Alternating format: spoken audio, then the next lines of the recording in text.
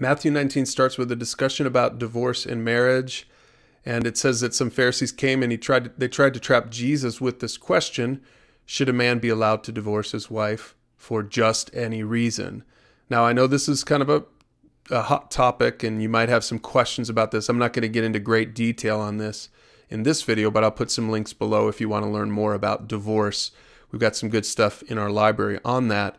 But the short answer, by the way, should a man be allowed to divorce his wife for just any reason? The short answer is no, not for just any reason.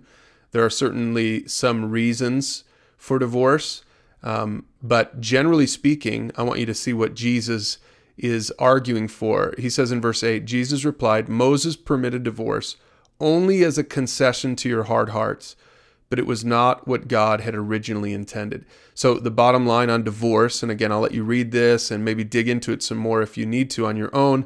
The bottom line is that God is not a fan of divorce. He hates divorce, but not just because he hates divorce, but because of what divorce does to the husband, to the wife, to the kids. And so God's best plan for every marriage is that they stay married, that in a perfect world, everyone would have perfect marriages, right? But because of hardened hearts, because people are imperfect, it says that God permitted it, right? Or Moses in this case, Moses permitted it. Anyway, I'll let you read that for yourself. And again, I encourage you, if you want to look more into the topic of divorce, make sure to do that using the links that I'll put below the video. But let's get down here to verse 16, because this is a really interesting and famous interaction that Jesus has with this rich guy. He comes to Jesus with this question: "Teacher, what good deed must I do to have eternal life?" And Jesus said, "Why do you ask me about what is good? There's only one who is good. But to answer your question, if you want to receive eternal life, keep the commandments." Let me just break this down real quick. First of all, this guy didn't fully understand who Jesus was. He calls him a teacher. And Jesus says, "Why do you ask me about what is good?" Jesus is trying to get at the essence of, does this guy really know what he's asking? And then Jesus, of course, points to that there's only one who is good, and he's talking about God. And he, of course, is God, but this guy doesn't know that he's God, right? So there's a lot going on in the background in this interaction. But I want you to see what Jesus says. He says, "Keep the commandments," and the man says, "Well, which ones?" And notice as Jesus lists out the commandments that he should keep, he doesn't list out all 10 commandments. If you think about the 10 commandments, there are 6 of them that relate to the relationship between man, and 4 of them relate to the relationship between man and God.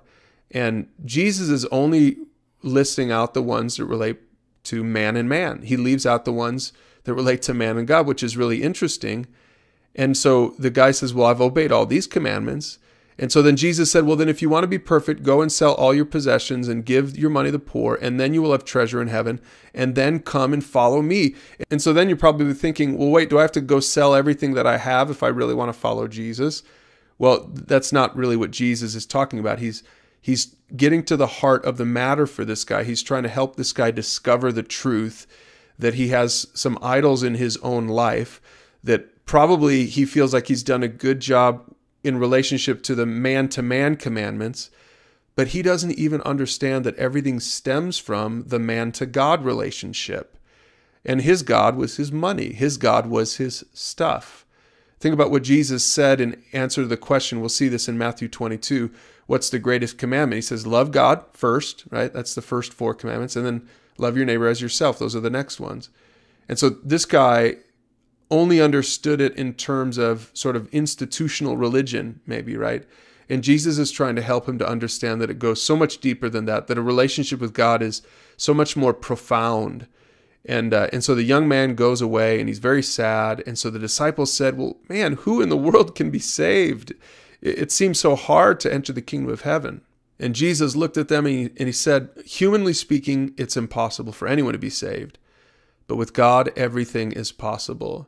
And this is sort of like maybe just a glimpse at the gospel, right? Because Jesus is about to go to the cross and die for the sins of the world, for all of the imperfect people who would recognize that they're imperfect and then turn to a loving God who sacrificed himself in our place so that we can have a relationship with God, even though we're still imperfect and have idols like money in our own lives. Anyway, a lot to chew on there in Matthew 19, but you're ready to read that chapter, and then we'll see you tomorrow for chapter 20.